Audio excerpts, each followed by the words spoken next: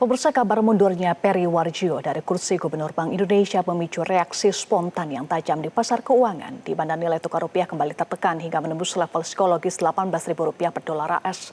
Sementara indeks harga saham gabungan IHSG memasuki di zona merah atau masuk di zona merah. Destri Dabayanti yang ditunjuk sebagai pejabat gubernur, sementara Bank Indonesia memikul tanggung jawab besar. Untuk membahasnya telah terhubung bersama kami tenaga ahli Bakom RI Fitra Faisal Hastiadi dan analis ekonomi Joshua Pardede. Selamat sore Mas Fitra dan Pak Joshua. Selamat sore Mbak Eva. Baik, saya mulai dari Mas Fitra. Pasca diumumkan sebagai PJS Gubernur BI, Presiden memanggil Bu Destri ke Istana bersama dengan jajaran Komite Stabilitas Sistem Keuangan KSSK. Apa yang menjadi atensi Presiden dalam rapat koordinasi sore ini yang masih berlangsung sampai saat ini, Mas Fitra? Ya, yang jelas Pak Presiden menginginkan bahwa kolaborasi sinergi antara pemerintah dan juga Bank Indonesia tetap berjalan dengan baik. Meskipun Pak Peri Warjio dalam hal ini sudah mengundurkan diri dengan alasan personal, tetapi kita melihat ini lebih ke arah modal institusional ya. Jadi bukan orang per orang, tapi bagaimana BI sebagai institusi itu tetap berjalan sebagaimana mestinya. Dan dalam prakteknya, gubernur dan dewan gubernur itu adalah kolektif dan kolegial ya, tidak ada satu yang mendominasi yang lain. Oleh karenanya kehadiran Bu Destri ya sebagai deputi gubernur senior yang kemudian menjadi PLT Gubernur Bank Indonesia ini sudah searah ya dengan ekspektasi dari market, yang mana juga kita akan melihat, market juga akan melihat bagaimana nanti proses pergantian ini terjadi dalam beberapa waktu ke depan. Tetapi yang jelas kalau kita lihat dalam indikator-indikator yang terjadi di pasar hari ini masih menunjukkan gejala yang tidak terlalu bergerak ekstrim ya. Kalau misalnya kita lihat bagaimana harga saham ya gabungan itu memang merah tetapi tidak terlalu ekstrim, dan ini juga melanjutkan tren sebelumnya. Ini baru merupakan tren koreksi sehat. Begitu juga nilai rupiah itu juga tidak terlalu banyak bergerak, dan juga kalau kita lihat bagaimana sensitivitas dari yield 10 tahun ya, SBN 10 tahun, obligasi Indonesia 10 tahun itu juga tidak banyak bergerak, dan artinya market dalam hal ini sudah melihat bahwa Bu Desri dalam hal ini masih bisa menjalankan ya program dari Bank Indonesia, dan juga pemerintah dalam hal ini, saya mewakili pemerintah dalam hal ini juga melihat bahwa figur Bu Desri adalah figur yang sangat layak untuk menempati jabatan PLT Gubernur Bank Indonesia, Mbak Eva. Ya, Mas Fitra, namun sampai sore hari ini Pak Peri belum menyampaikan pernyataan langsung pada publik terkait alasan mundur dari kursi Gubernur BI. Apa alasan persisnya Pak Peri mundur? Ya itu biar nanti Pak Peri yang menyampaikan langsung ya, karena kita juga tidak paham. Tetapi yang sudah beredar bahwa Pak Peri juga sudah mengatakan bahwa ini lebih ke arah urusan personal. Di sisi yang lain kita juga melihat mungkin Pak Peri juga selama ini kan ini 2 periode ya. Dan jarang sekali Gubernur Bank Indonesia yang menjalani lebih dari 1 periode. Dan dalam konteks ini ya mungkin ya Pak Peri sudah melihat bahwa ini sudah saatnya untuk mundur, dan sebagaimana apa yang disampaikan Pak Martin tadi, mungkin beliau juga melihat dan mempersilahkan bagi pendekatan-pendekatan yang lebih out of the box ya, yang lebih kolaboratif dengan pemerintah. Dalam hal ini pemerintah juga memaknai independensi Bank Indonesia tetap intact, tapi di sisi yang lain independensi itu bukan berarti kita berada di rumah yang berbeda. Rumahnya masih tetap sama ya, jendelanya mungkin dan pintunya mungkin yang berbeda, tetapi di sini masih tetap ada ruang-ruang koordinasi dan kolaborasi. Ya itu yang menjadi concern dari pemerintah dan akan tetap dijalankan ya, bagaimana sinergi bauran kebijakan antara pemerintah dan Bank Indonesia selepas era independensi Bank Indonesia dengan Undang-Undang 25 tahun 99 itu masih tetap dijalankan, tetapi dengan pergerakan atau koordinasi yang jauh lebih tertata dan jauh lebih sinergis begitu, Mbak Eva. Oke, baik. Pak Joshua, pada penutupan bursa saham Senin sore IHSG terkoreksi tipis dan rupiah kembali ke level psikologis Rp18.000 per dolar AS. Kalau menurut Pak Fitra ini kondisinya tidak terlalu ekstrim, tapi bagaimana analisa Anda terhadap sentimen pasar hari ini? Ya, saya pikir memang sependapat ya bahwa Mbak Eva, bahwa memang kondisi ataupun respon pasar pun juga tidak berlebihan, karena tentunya saya melihat bahwa pengunduran diri dari Pak Peri ini adalah sebaiknya dilihat sebagai pergantian kepemimpinan yang wajar ya, bukan sebagai tandanya pelemahan dari Bank Indonesia sendiri. Karena kalau kita melihat jejak karirnya beliau sendiri di Bank Indonesia sudah cukup panjang ya, 1984 dan juga sudah lebih dari 40 tahun lebih gitu ya di Bank Indonesia. Jadi artinya dengan pengabdian sudah lebih dari 4 dekade, keputusan untuk mengakhiri tugas dan juga beristirahat, saya pikir ini dapat dipahami ya secara manusiawi ataupun secara profesional, dan signifikansinya tetap besar ya, bahwa memang karena Gubernur Bank Indonesia ini adalah wajah utama dari kebijakan moneter, pelemahan rupiah, dan juga komunikasi kepada pasar. Namun memang pergantian tersebut ini tidak identik ya dengan terputusnya kebijakan antara pimpinan BI ya melalui Dewan Gubernur. Karena kalau kita bicara keputusan dari Bank Indonesia itu sifatnya adalah kolektif kolegial. Jadi bukan berarti semata-mata hanya keputusan dari Gubernur BI saja ataupun Deputi Gubernur Senior saja ataupun Deputi Gubernur lainnya gitu ya. Jadi artinya ini yang harus kita pahami bahwa gubernur adalah pemimpin sekaligus anggota Dewan Gubernur, itu juga merupakan wakil pemimpin sekaligus anggota, dan artinya keputusan utama BI adalah pada dasarnya merupakan keputusan lembaga yang dibahas dan dijalankan bersama ya, bukan keputusan pribadi seorang gubernur. Dan harapannya juga di masa transisi yang relatif ini memiliki penyangga kelembagaan yang kuat ya, karena DGS Desi Damayanti memiliki pengalaman yang panjang di bidang ekonomi, perbankan, lembaga penjamin simpanan, kebijakan fiskal, dan juga di pasar keuangan. Artinya ini pun juga harapannya bahwa keberlanjutan dari kepemimpinan BI ini akan terus berlangsung ya, jadi estafetnya akan sangat smooth gitu ya, sehingga makanya respon dari pasar pun juga pada perdagangan hari ini pun juga tidak bereaksi terlalu berlebihan. Pasar tidak bereaksi terlalu berlebihan ya.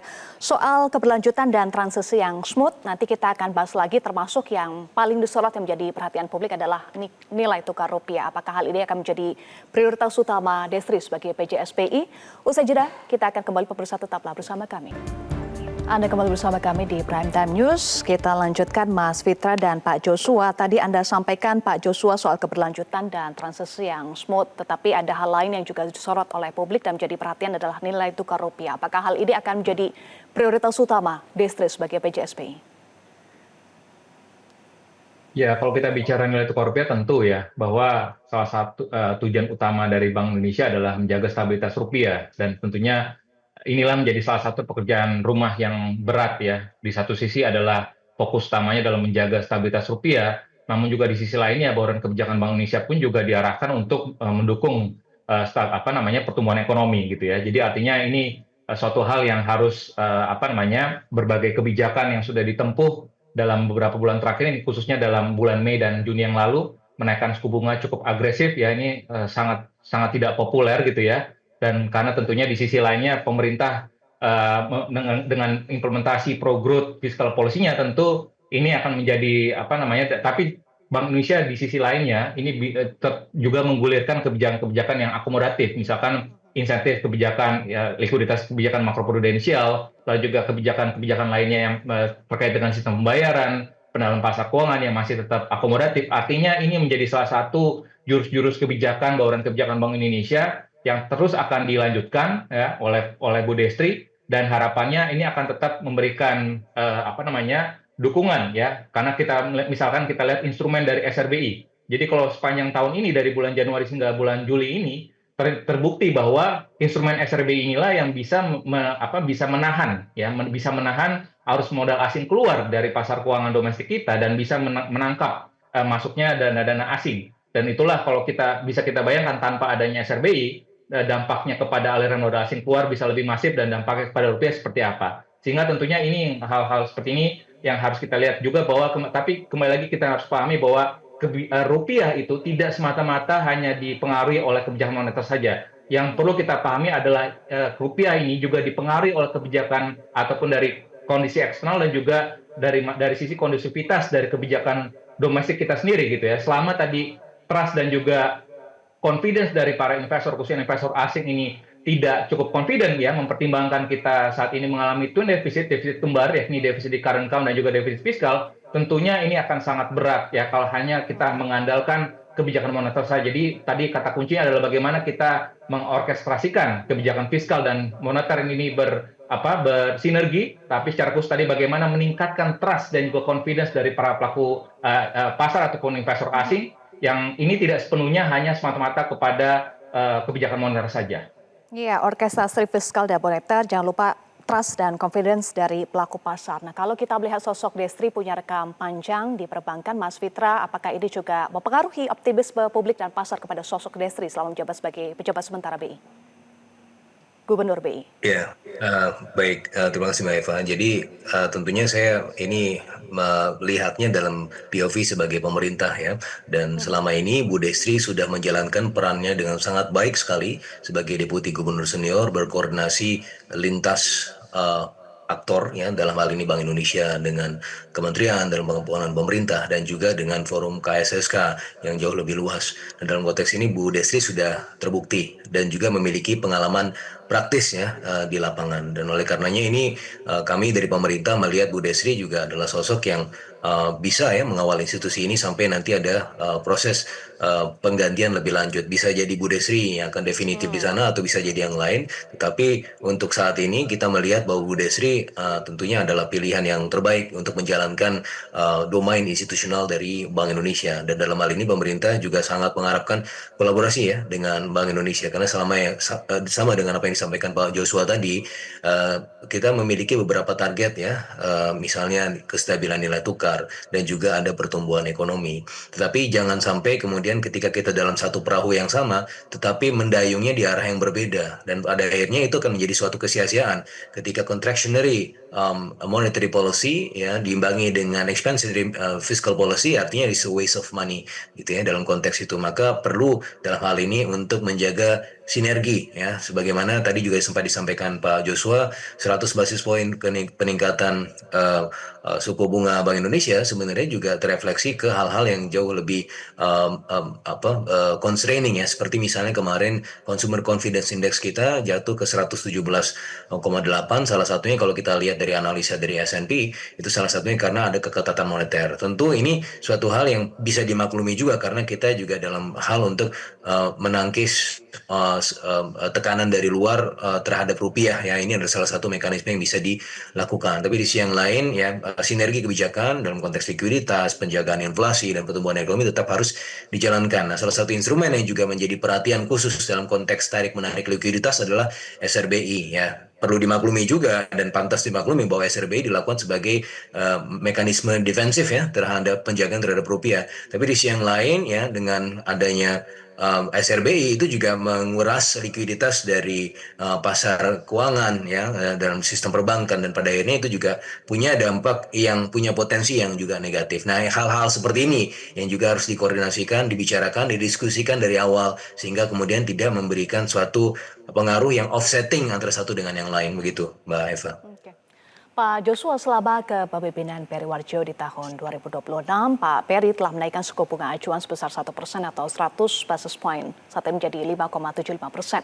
Namun rupanya hal ini belum cukup dapat menstabilkan tekanan rupiah atas dolar AS, meskipun tadi Anda sampaikan banyak faktornya ya. Dari sisi strategi, apakah akan meneruskan yang sudah berjalan, Ibu Destri, atau ada strategi yang berbeda untuk menstabilkan dan menguatkan nilai tukar rupiah?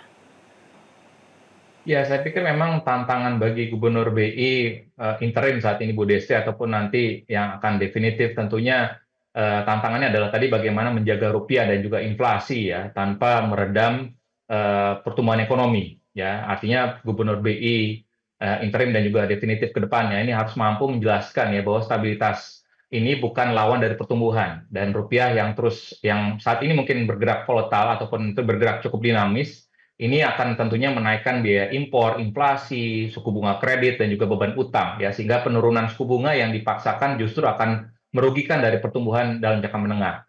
Tantangan kedua adalah bagaimana memperbaiki kebijakan moneter, transmisi dari kebijakan moneter tersebut itu sendiri. Kalau kita lihat dari suku bunga dasar kredit perbankan ini sudah meningkat ya menjadi 8,65% di bulan Mei setelah kenaikan dari biaya dana, artinya meskipun memang pertumbuhan kredit masih double digit saat ini di industri sekitar 11% hingga 12%. Artinya tugas BI adalah bukan sekedar menentukan suku bunga acuan, tapi memastikan ya likuiditas tadi yang disampaikan oleh Mas Fitra ini tersebar secara merata ya dan kenaikan dari biaya dana ini tidak berlebihan. Dan tantangan ketiga adalah mengurangi ketergantungan terhadap modal asing berjangka pendek. Ya tadi sependapat sekali bahwa sepanjang 2026 tadi harus asing ke saham masih keluar ya hampir 4,55 miliar US dollar, sementara di SBN masuk tipis ya 0,84 miliar, namun di SRBI inflows masuk sekitar 9,72 miliar US dollar. Dan pola ini menunjukkan bahwa modal asing ini masih masuk, tapi terkonsentrasi pada instrumen yang berimbal hasil tinggi dan relatif juga mudah keluar kembali. Jadi tantangan terpentingnya adalah bagaimana menjaga independensi Bank Indonesia, karena undang-undang juga menegaskan bahwa BI merupakan lembaga negara yang independen dan bebas dari campur tangan pemerintah maupun pihak lain. Karena itu memang gubernur yang definitif dan juga nanti yang interim dan definitif ini harus mampu bekerja sama dengan pemerintah ya, tanpa kehilangan keberanian untuk mengambil keputusan berbeda ketika stabilitas rupiah dan juga inflasi mengharuskannya, seperti itu. Oke, kestabilan nilai tukar rupiah dan pertumbuhan ekonomi. Terima kasih Mas Fitra dan Pak Joshua sudah bergabung bersama kami di Prime Time News. Jelajahi cara baru mendapatkan informasi. Download Metro TV Extend sekarang.